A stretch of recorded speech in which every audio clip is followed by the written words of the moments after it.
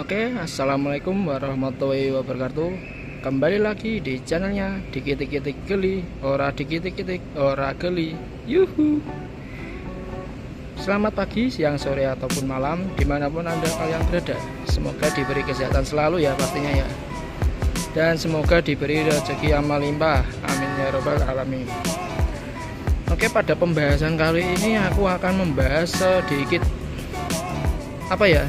ya bisa dikatakan plus minus dari motor Tiger ya, seperti motor yang ada di depan kamera ini atau yang kalian lihat ini. Mulai dari yang katanya yang pertama katanya ya, terus yang kedua yaitu adalah rumor, yang ketiga itu mungkin dari aku cara tips-tips cara merawatnya saja ya. Oke, langsung saja, nggak usah banyak bacot, langsung saja tak jelaskan dulu ya. Oke, jadi ceritanya kali ini kan untuk motor yang ada di depan ini aku itu sudah mendapat sejak tahun 2000 ya, kurang lebih 2017 yang lalu. Dari selama ini dari 2017 sampai 2023 ya, kurang lebih 5 tahunan ya.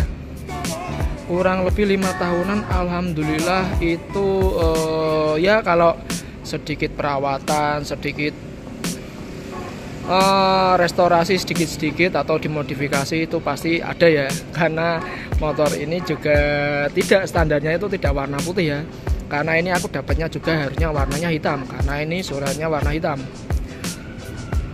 Kemudian yang menjadi problemnya itu ketika orang awam ya, ini ya yang menjadi catatannya, ketika orang awam mau membeli sebuah motor Tiger atau Mega Pro ya, khususnya yang produknya Honda. Nah, ini yang menjadi alasan ini. Pasti kalian itu tidak pernah asing ya, tidak asing dengan kata-kata seperti ini. Nek kamu beli Tiger, nek kamu beli Tiger, otomatis harga gearsetnya itu mahal. Nah, satu dikatakan gearsetnya itu mahal karena pernah dengar itu ada yang mengatakan kisaran di harga 750, 800, 850 hingga 1 juta. Tetapi setelah saya cek sendiri dan di situ di price listnya itu kisaran itu di harga 800, kemungkinan bisa membengkak di angka 1 juta itu kemungkinan ya, ini kemungkinan. Itu karena pemasangannya di dealer ya. Jadi kan ya tahu sendirilah kalau di beres itu atau bengkel resmi ya.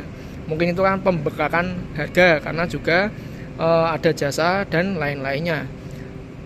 Itu masih baru di gearset. Terus kemudian yang menjadi problem permasalahan lagi yaitu adalah ya ini ya paling utama ya, yaitu adalah pada tangkinya. Betul sekali, pada tangki. Kenapa saya kok bisa bilang pada tangki? Nah, karena ini ya, pada produk Honda, apalagi di tahun pembuatan produksi Mega Pro ya. Kalau Mega Pro itu kurang lebihnya di Mega Pro lama, Mega Pro Primus, kemudian Tiger lama, kemudian Tiger Evo. Nah, di situ sudah ada berita-berita seperti ini kata-katanya ya. Wah, kalau beli motor Honda, apalagi motor laki, produknya Honda, yaitu sering-sering harus merawat pada tangki. Itu yang poin pertama ya. Ada yang poin kedua seperti ini. Nek pengen tangkimu awet, ya, kalau pengen tangkimu awet, kamu harus sering mengisinya dengan kondisi full atau full tank ya. Dengan alasan yaitu adalah satu, supaya apa? Kerak yang ada di dalam tangki tersebut atau di langit-langitnya ini ya. Nah, di langit-langitnya itu supaya dia itu terbasahi oleh bahan bakar. Kemudian yang terjadi adalah kalau dengan adanya membasahi dengan bahan bakar, yang terjadi adalah tujuannya yaitu supaya korosi itu tidak turun ke bawah. Nah, ini yang menjadi catatan. Karena apa? Kalau diisinya setengah, kalau diisinya setengah, otomatis kan kerak-kerak yang ada di atas. Kerak-kerak yang ada di atas itu menyebabkan korosi akan turun. Nah, tetapi kalau saya pribadi ini ya, kalau saya pribadi itu sebetulnya menurut saya itu memang harus ada perawatan, tidak bisa menjadi patokan ketika mesin tersebut dikatakan kondisinya full. Nah, kondisinya full Kalau kondisinya full itu nggak bisa dikatakan bersih. Nah, dia itu harus kondisinya bersih. Kalau kondisinya bersih, ya itu harus dicopoti lagi. Setelah dicopoti, ya itu harus kondisinya benar-benar steril, karena kan tangki itu dicopoti semua kemudian dikuras. Kalau dikuras otomatis dia itu kan kotorannya juga ikut terbuang ke bawah, yang kemudian memudahkan dari kotoran-kotoran tersebut yang ada di dalam itu juga keluar langsung dari tangkinya langsung. Berbeda halnya seperti yang dikatakan tadi ya, ada yang mengatakan kondisinya tangki full itu korosi tidak ada di dalam. Tidak bisa, karena sejatinya si jenengane tangki yang ada di dalam itu harus dikuras. Ya tujuannya tersebut supaya apa, kotoran yang ada di dalam tangki dia itu bisa keluar semuanya. Tapi ya tidak bisa diharapkan semuanya itu langsung turun, semuanya itu enggak ya, tetap ada beberapa itu masih ada.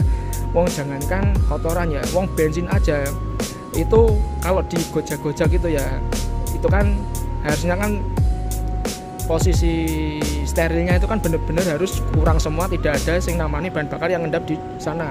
Tetapi kenyataannya ketika dikuras pasti itu masih ada, entah itu 200 mili atau 100 mili di dalamnya itu masih ada di situ. Nah, terus kemudian penyebab tangki kok bisa bocor itu kenapa sih sebetulnya? Nah, jadi begini. Saya sebelumnya dapat tangki yang ini, sebelumnya itu kan juga ini tadinya tuh tidak, motornya tidak sebagus ini ya, aku dapatnya ya. Lebih ke semi bahan. Sebetulnya lebih ke semi bahan, karena semi bahan yang dimaksud adalah kondisi bodi, kondisi ya seperti kaki-kaki dan lain sebagainya itu perlu dirawat lagi, ada penggantian spare part lagi supaya apa? Supaya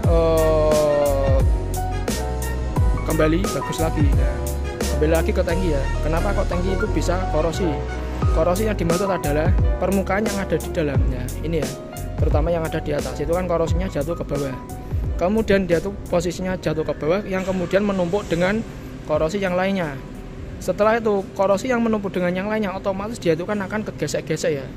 Ketika kegesek-gesek itu anggapnya kayak amplas. Ya, tahu sendiri ya prinsip amplas itu seperti apa. Prinsip dari amplas tersebut pastinya ketika digesek-gesekkan ke media yang dikerjakan pastinya kan akan berkurang. Contoh, ketika mengamplas seperti bodi ini ya, katakanlah contoh saja, mengamplas bodi ini kondisinya mulus. Nah, ketika diamplas, amplas itu kan berbagai macam ya. Ada yang mulai halus, sedang, sampai yang kasar. Nah, tergantung dari amplas tersebut yang dipakaikan ke media tersebut. Jadi kalau di tangki tersebut semakin ada di dalam, otomatis dia itu kan akan kegesek ya, kegesek ke kanan, ke kiri, pokoknya itu memutari yang ada di dalam tangki tersebut. Nah, setelah itu yang terjadi adalah apa? Dia itu akan mengikis karena gesekan-gesekan korosi tersebut yang terbawa sesuai dengan gerakan bahan bakar tersebut. Nah, jadi nantinya yang terjadi adalah dia itu akan menyebabkan ini ya, pada garis list tangki ini ya. Nah, di situ akan menyebabkan korosi yang kemudian menimbulkan dari lubang. Nah, jadi disitulah yang menyebabkan kenapa kok tangki kendaraan atau apalagi produknya Honda khususnya Mega Pro Tiger itu kenapa kok sering dibilang bocor. Sebetulnya itu tangki tipis itu bisa menjadi masalah. Akan tetapi kalau tangki punya kondisinya kandel, posisi kandel itu contoh ya produknya GL100, GL Pro, CB itu kan produk-produk lawas, itu kan tangkinya kandel-kandel ya. Nah, dari sini sudah bisa mengetahui ya. Kalau kalian ada yang mungkin penasaran, coba saja dicek langsung pada motor-motor lawas tersebut ya.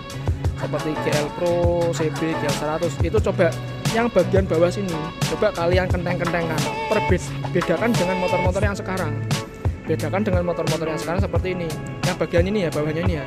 Kemudian kamu kenteng-kentengkan seperti ini. Lebih kandel yang mana atau lebih atas yang mana? Pastinya kan lebih kandel yang kendaraan-kendaraan lawas. Tetapi untuk yang kendaraan seperti ini, yang atas itu yang ada di permukaan yang atas. Yang setengah ini sampai bawah itu lebih tipis. Jadi solusi dari saya ya, atau tips and trick dari saya, lebih baik supaya menanggulangi supaya tidak terdapat korosi atau tidak terdapat hal-hal yang tidak diinginkan pada tangki tersebut, atau kalian yang sayang dengan motor tersebut supaya tangki ini ora, karena yaitu harus dilakukan namanya perawatan atau dikuras.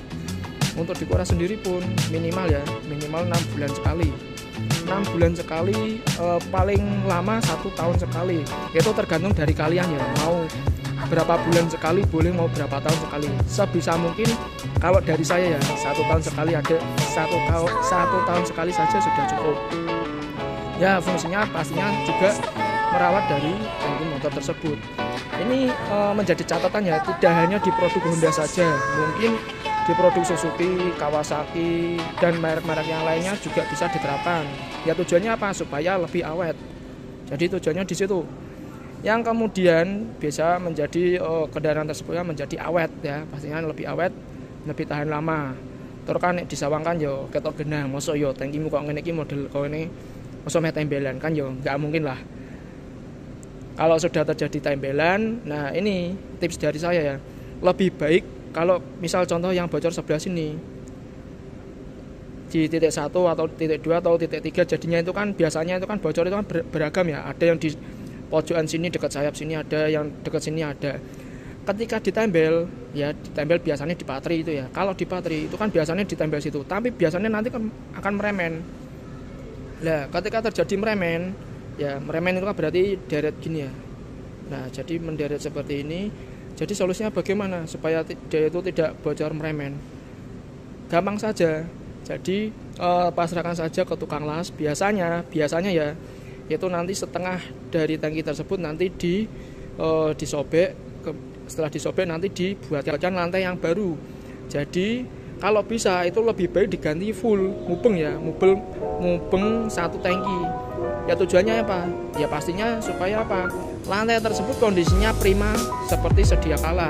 Tetapi ya itu tadi, dengan konsekuensi tangki tersebut pastinya sawangane wagu. Karena sing dhuwure warnane jek bawaane, sing tengahe wis garapan gantinan lantai tersebut ya. Tinggal kamu pilih. Kowe pengen tangkimu aman apa ben, entah itu ben dino apa ben minggu sekali mesti ono kebocoran karena hasil patrian tadi. Nah, itu kan yang menjadi masalah utama. Kemudian pada plus minus ya, seperti yang saya tanya seperti yang saya bahas yang pertama tadi. Untuk plus minus sendiri sih ini menurut saya ya, menurut informasi yang setelah aku baca, kalau motor Tiger ini favoritnya bapak-bapak era yang kebelakang ini ya. Karena di Indonesia sendiri ternyata Honda Tiger itu populer banget di zamannya, apalagi setelah Honda Tiger itu muncul sejak tahun 93 ya, 93 hingga discontinue di tahun 2013 ya, kurang lebihnya seperti itu. Kemudian disusul seperti adiknya ya, Mega Pro. Honda Mega Pro itu juga cara spesifikasinya hampir sama seperti Honda Tiger, tapi perbedaannya pada publikasi mesin ya. Kalau Tiger ini kan mengusung 200 cc atau 196.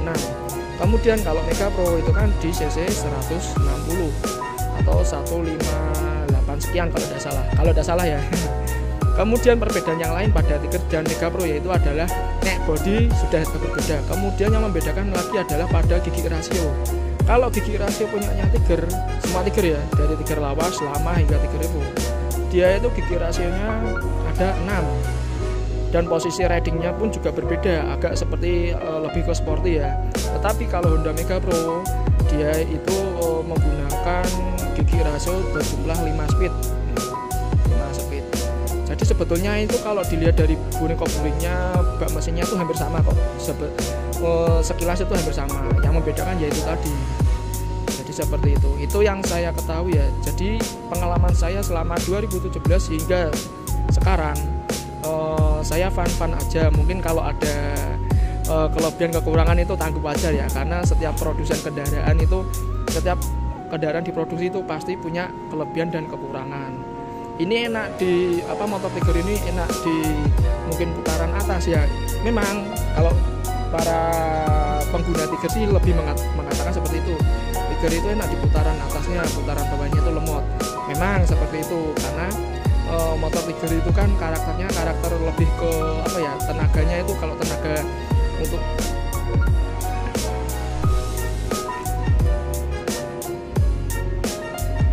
Jadi karakter dari motor Tiger itu karakternya itu lebih ke putaran atas ya, karena kan ini setahu saya ya, kalau motor Tiger itu kan diciptakan motor sebagai motor touring seperti itu. Tetapi kalau seperti Honda Mega Pro itu kan lebih ke, ya bisa sih dikatakan motor touring juga bisa, tetapi kan yang membedakan pada kubikasi cc saja. Karena Tiger itu kan desain apa ya, untuk perjalanan jarak jauh. Tetapi tahu sendirilah nek jenengane wong Indonesia itu nggak peduli meh kuwi motor sport, meh kuwi motor matic atau motor bebek pun. Nek adanya itu buat buat bepergian jauh ya, tetap dipakai bepergian jauh. Jadi seperti itu ya. Jadi selama ini penggunaan motor Tiger ini di saya sendiri ya, terutama ya. Kalau pada saya sendiri sih no problem sebenarnya. Mungkin kalau dikatakan boros ya wajar lah sih, namanya motor cc 200 buat harian, kalau boros itu wajar seperti itu. Tetapi kalau sih namanya perawatan itu juga keseimbangan, karena kan sing namanya motor sering dipakai itu kan spare part ada yang minta penggantian seperti mungkin kampas kopling, terus pada laker dan lain sebagainya, atau komstir itu juga harus segera mungkin diganti. Karena kalau menurut saya ya, lebih baik segera diganti daripada nantinya ketika spare part yang lainnya minta ganti, otomatis nanti jadinya adalah apa, totalan ya totalannya jadi tambah banyak, malah menguras dompet. Kalau rusaknya sedikit-sedikit, meridil-meridili, sekosidik. Nah, kalau sudah ketahuan mending segera diganti.